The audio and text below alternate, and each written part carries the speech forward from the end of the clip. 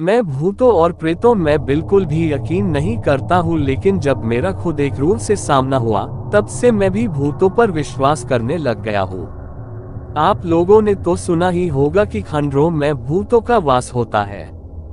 जी बिल्कुल, ये बात सत्य भी है कि खंडरों में भूतों और प्रेतों का वास होता है। मेरा रूह से सामना भी एक खंडहर में ही हुआ था। ये बात उन दिनों की है जब मैं अपने कॉलेज की ओर से टूर पर गया हुआ था। हमारा टूर राजस्थान के भीलवाड़ा डिस्ट्रिक्ट में गया हुआ था। सुना था कि वहाँ के खंडरों में भूतों का वास है। मैं इस बात को बिल्कुल भी नहीं मानता था, लेकिन जब देखा तो मान भी गया। दोस्तों, इससे पहले कहानी सुनाओ, आपसे हाथ जोड़कर निवेदन है, प्लीज मेरे चैनल को सब्सक्राइब कर दो। दोस्तों, आपका कुछ नहीं जाएगा अगर आप मेरा चैनल सब्सक्राइब और वीडियो को लाइक कर देते हो। किसी गरीब इंसान का भला ही हो जाएगा। मेरा नाम जोगिंदर है और मैं नोएडा का रहने वाला हूँ। मैं बीकॉम फाइनल ईयर का स्टूडेंट हूँ। मुझे भूतों पर रिसर्च करना बहुत ही अच्छा लगता है, लेकिन आज तक कभी भी मेरा सामना भूत या प्रेत या फिर किसी भी रूह से नहीं हुआ था, और जब हुआ तब से मैंने भूत प्रेत और आत्मा और रूह या फिर साया, इन सब पर रिसर्च करना पूरी तरह से ही बंद कर दिया। मेरे साथ टूर पर मेरी गर्लफ्रेंड नेहा भी गई हुई थी। वो भगवान पर बहुत ही ज्यादा यकीन करती थी। उससे लगता था कि जब तक वो भगवान की पूजा करती रहेगी उसे कभी भी कुछ नहीं होगा, लेकिन उसका ये मानना बिल्कुल ही गलत था। हम दोनों खंडरों में बहुत ही अंदर तक आ गए थे, और वो भी ग्रुप से दूर अकेले। हमें लगा कि कुछ नहीं होता है खंडरों में, लेकिन हम गलत थे।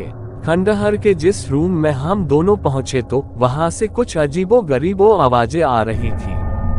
मैंने सोचा कि खाली बंद कमरे से आवाजें नहीं तो क्या आएगी। हम दोनों वहीं पर कुछ देर के लिए बैठ गए कि तभी किसी के रोने की आवाज आने लग गई।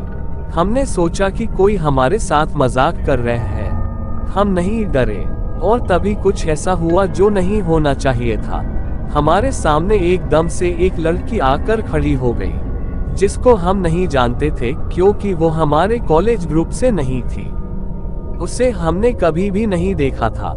हमने उससे कहा कि हम दोनों रास्ता भटक गए हैं, क्या वो हमारी मदद कर सकती है? तो उसने कहा हाँ, तुम दोनों मेरे पीछे पीछे चलते रहो, तुम ठीक जगह तक पहुंच जाओगे। हमें नहीं पता था कि वो हमें कहाँ लेकर जा रही थी। हम दोनों उसके साथ साथ चलते रहे, लेकिन बहुत देर के बाद भी रास्ता नहीं मिल रहा था कि तभी मैंने एक मूर्ति को देखा जो कि उसी रूम में थी जहां पर नेहा और मैं बैठे हुए थे। मैंने तुरंत ही पीछे मुड़कर देखा तो वो लड़की भी वहां कहीं भी नजर नहीं आ रही थी। वो अब गायब हो चुकी थी, और हम दोनों बहुत ही ज्यादा डर चुके थे। हमने सोचा कि अब हम दोनों में से कोई भी जिंदा नहीं बचेगा, और हम जोर जोर से चिल्लाने लग गए कि अब हमारा क्या होगा, कि तभी हमें अपने कुछ दोस्तों की आवाजें सुनाई दे रही थी।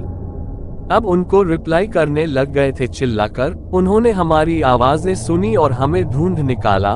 उन सभी से मिलने के बाद नेहा और मैंने अपने सभी दोस्तों को अपने साथ घटी सारी बातें बताई, लेकिन कोई भी हमारी बातें मानने के लिए बिल्कुल भी तैयार नहीं था। सबको यही लग रहा था कि हम मजाक कर रहे हैं, लेकिन वो सब क्या जाने की किस्मत तो हमारे साथ ही मजाक कर चुकी थी। बहुत बार हमें लगता है, लेकिन हम विश्वास नहीं कर पाते हैं। सच क्या शायद कोई भी नहीं जानता है। दोस्तों, अगर आपको कहानी अच्छी लगी हो तो चैनल को सब्सक्राइब करें और वीडियो को लाइक और शेयर करें। Thanks for watching.